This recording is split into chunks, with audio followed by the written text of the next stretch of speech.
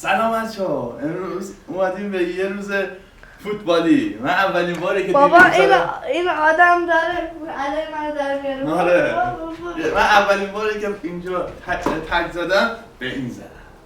این چیه؟ بیا. اصلا بچه این ویدیو پارت 2 یک روز فوتبالی. یه روز فوتبالیه. ولی با پدر. اون روز فوتبالی هم متعلق به من، چون هیچ وقت تو زندگیش نتونسته توپ هم بگیره. من فوق حرفه‌ایم. اصلا من خود سوپاوزارم. نگاه برو دامن بپوش. اصلا توپو کسی نمیتونه هم بگیره. آره. یه پا پا. دیدی؟ یه روز فوتبالی. حال کردی؟ به من میگن یه این وقت تو دوربین معلوم بشی. این تکنیک هم یاد میگیرم.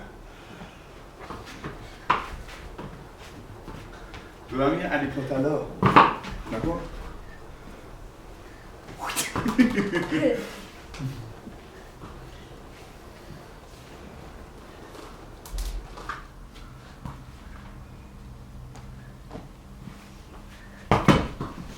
میخواد به من لایه بزن.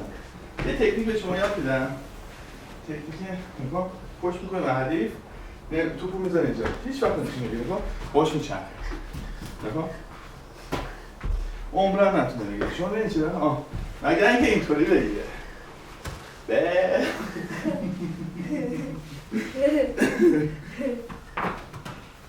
خب بچه‌ها برای نکته که بگم اینه که ما براتون سوالی که من این ویدیو قبلی خداحافظی نکرده بودم داخل من میمونم چون یه آدم ایده خفن دارم و میمونم تا براتون ویدیو بگیرم چه یوتیوب سودار ببره بالا چه نبره. خب بچه‌ها اون یه دیگه چون یه اشتباهی کرده بود ایشون کاتش کردیم با قدرت ادیت برشش زدیم و همه برش ادیت ها رو من میکنم و ایشون همیش کار نمیکنه. من حقوق هم نمیده و یه کار خیلی بد کرد و من مجبور شدم اون یه دیگر چیز کنم و الان به قدرت ادیت این دوتا رو داریم من میچسبونیم.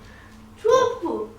توپ دست تو بود. من چه فکرم خوردهش کشتم. آره میگم چرا بات کرده؟ خب کن دیگه یه روز ورزشی تبدیل شده به یه روز خوردن دیگه. خب بچه‌ها مرسی که ویدیو تماشا کردید. فعلا تا یه ویدیو بعدی خداحافظ.